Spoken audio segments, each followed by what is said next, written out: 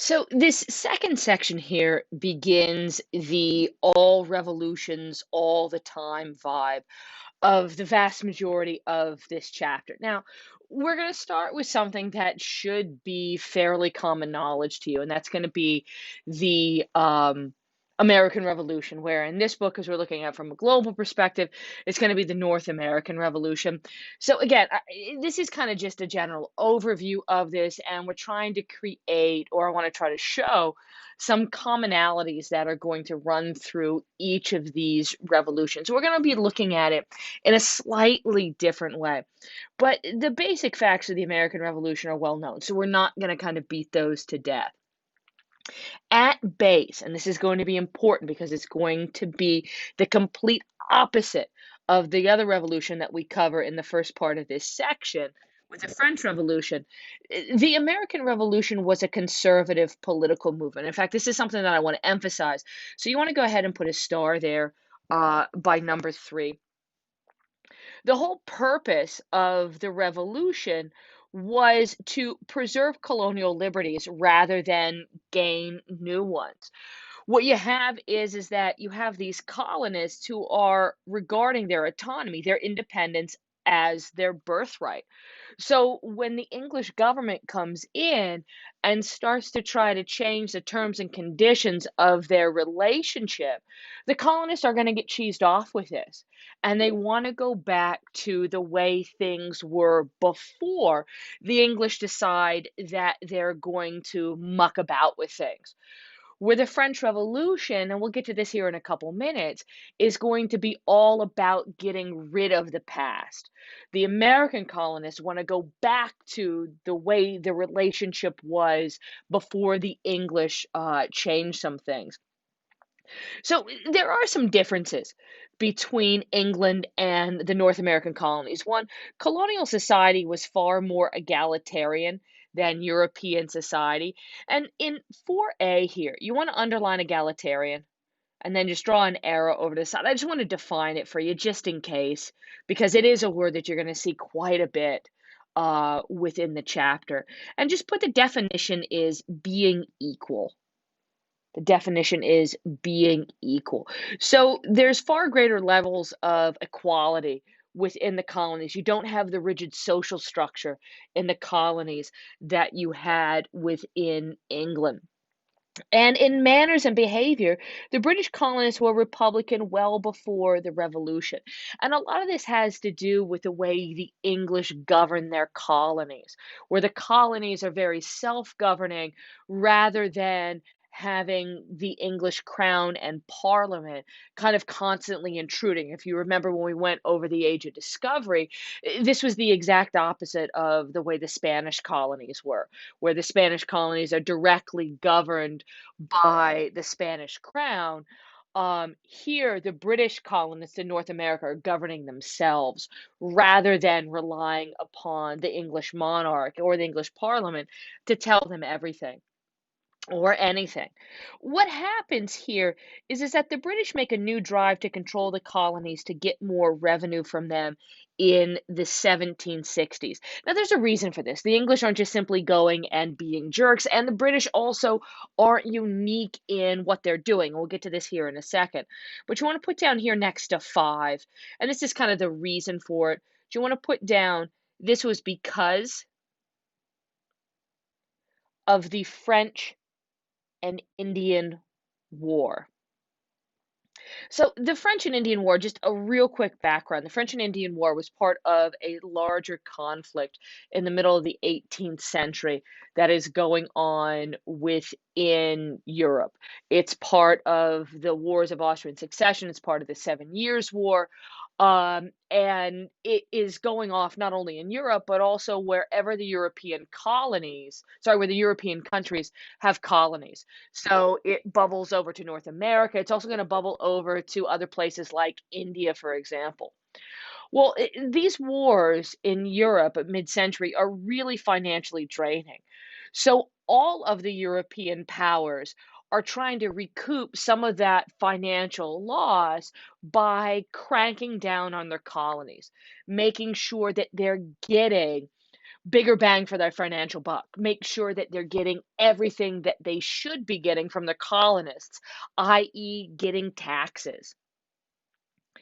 So, what ultimately happens with England is that they're going to put new taxes and tariffs on the colonies.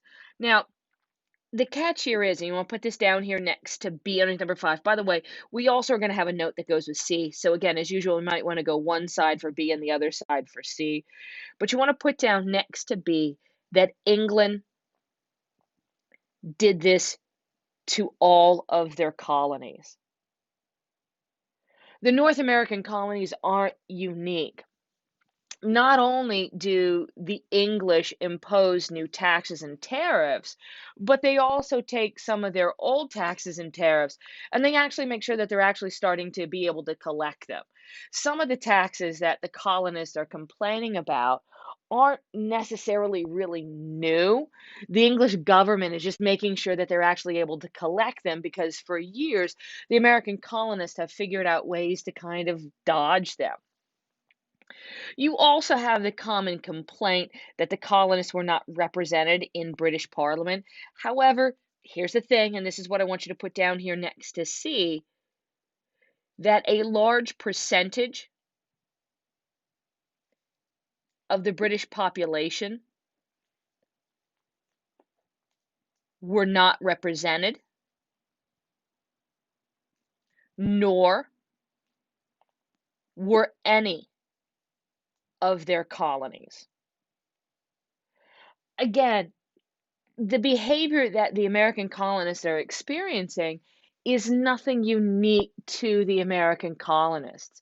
British Parliament at this point, and will be for the next 75 plus years, is not a truly representative institution.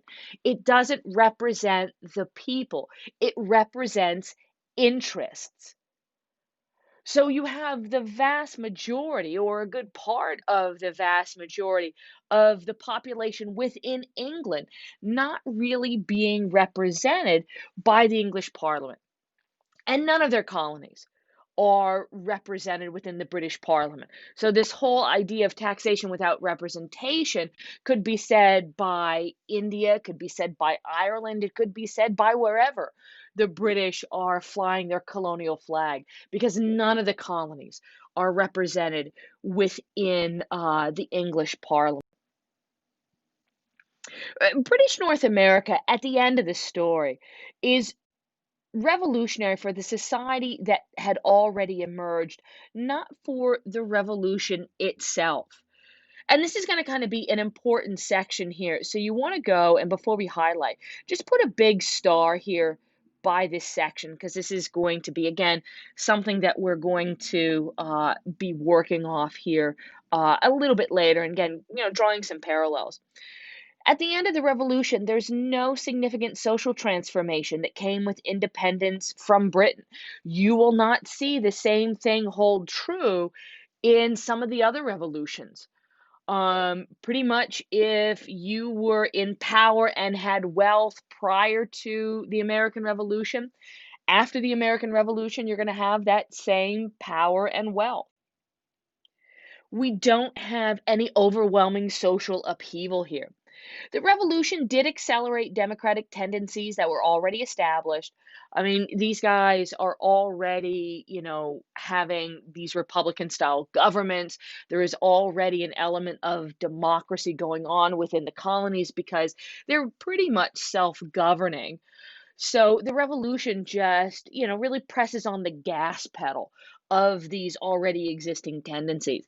And then, like I said before, the political power is going to remain in the hands of existing elites.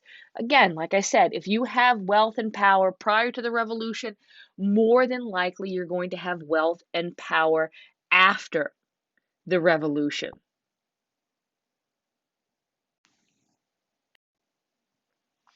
Now, the French Revolution is going to be a completely and totally different ball of wax here. We are going to go to such levels of extreme.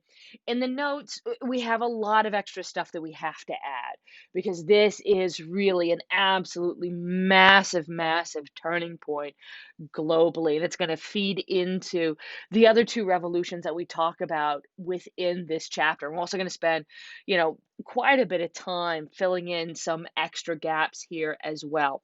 So in the notes, it really is just simply an overview in a lot of ways. So to start off with it, I do want to tweak here the date. The French Revolution, your book has the dates of 1789 to 1815. Right next to this, do you want to put in parentheses the end of the actual revolution is 1799. The actual French Revolution goes on from 1789 to November of 1799, and that's when Napoleon comes in. And from November 1799 to 1815, it's all Napoleon. Now, granted, he is going to kind of continue some of the French Revolutionary vibes, but there will be a difference. And again, we'll talk a little bit about that here, but you'll see that in some of the extra stuff that we're going to do here as well. So, to start off at the beginning, the French government was facing bankruptcy, but now there's a little bit of a kick to this. And you want to put down here next to number two, and I'll explain this here in a second. But you want to put, please, here, the monarch not, and put not in all caps and underline it. So it's the monarch, not the country was bankrupt. So a lot of the costs, and this is the vibe that's going on, or this is the economic vibe that's going on in France, a lot of the cost of running the government, of paying the army, of paying down national debt, all of these are seen as the financial burden of the monarch, that these are his bills, that they're not the bills of the nation, but rather they're his personal bills. As a nation, economically, France is doing really quite well. There's a lot of economic activity going on, there's a lot of trade, there's a lot of wealth, but the monarch is completely and totally bankrupt because we have a massive problem with the tax system. Keep in mind that every government gets their money to run and operate through taxation. And France's taxation system is just an absolute disaster. The government had long attempted to modernize its tax system, make it fair, but it's going to be opposed by the privileged classes. So you're going to have a group of people, and again, you'll see this a little bit more later on. You have a group of people that part of their privilege, and these are going to be the nobles, by the way, part of their privilege is that they do not have to pay taxes. They've never had to pay taxes. However, they're the biggest landholders, and they also tend to be the wealthiest people, and they pay nothing.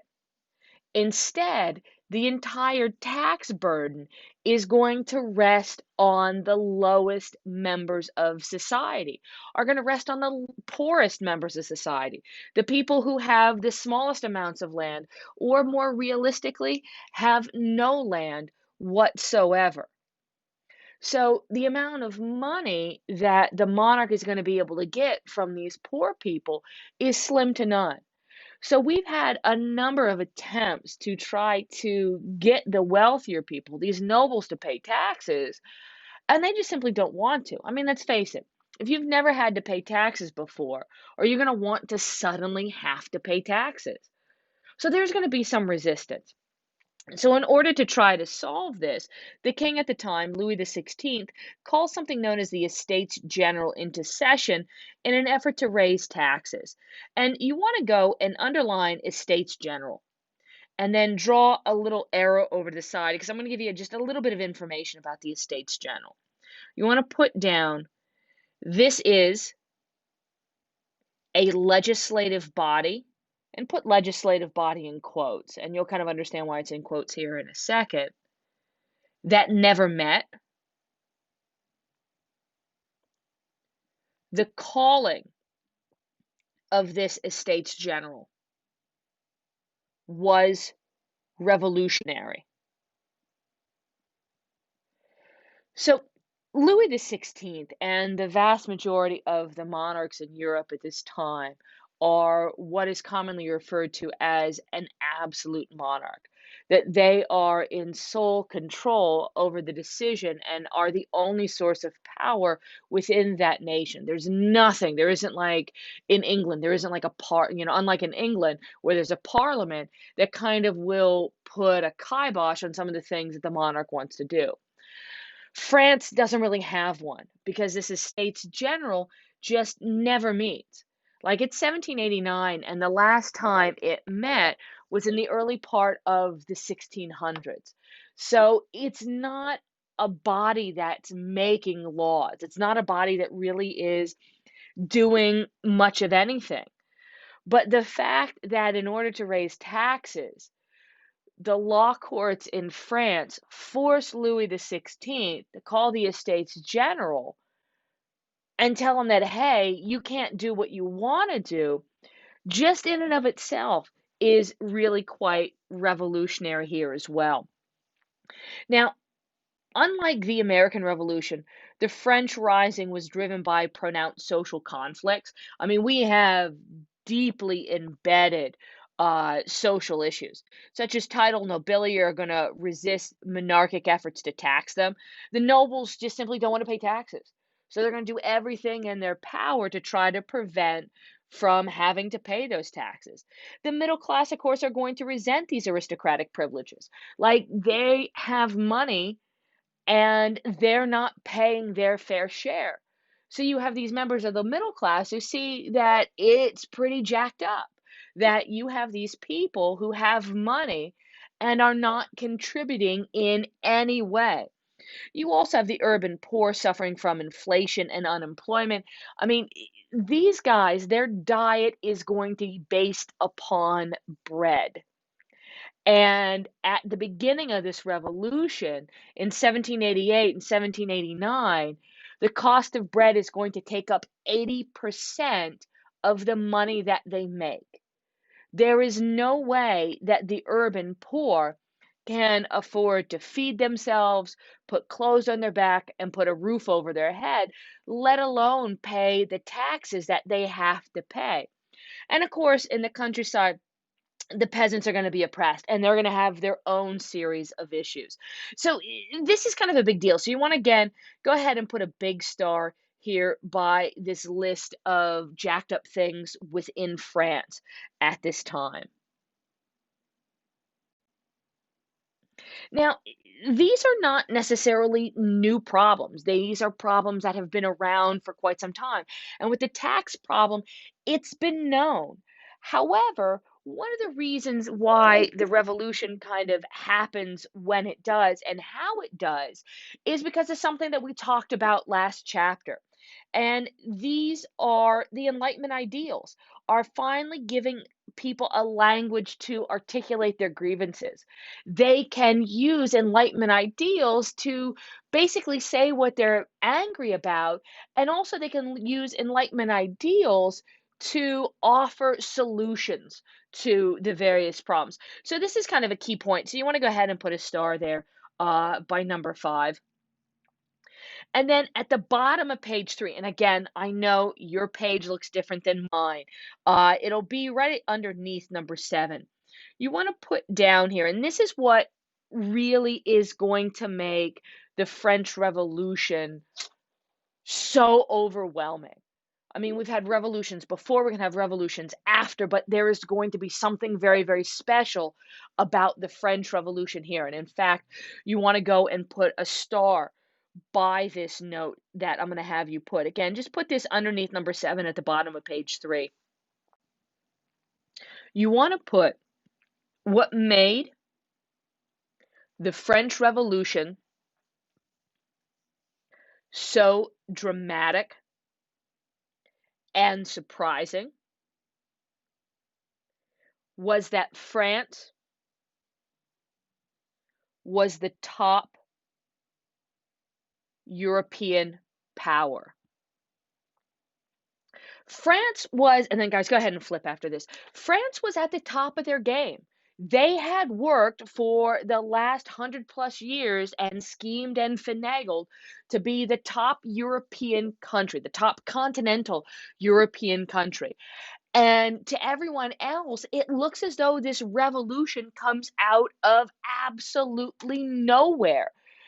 So you have these other countries of Europe that are pretty much having puppies and kittens over the fact that this tier one, this at the top of the mountain country, will completely and totally fall apart.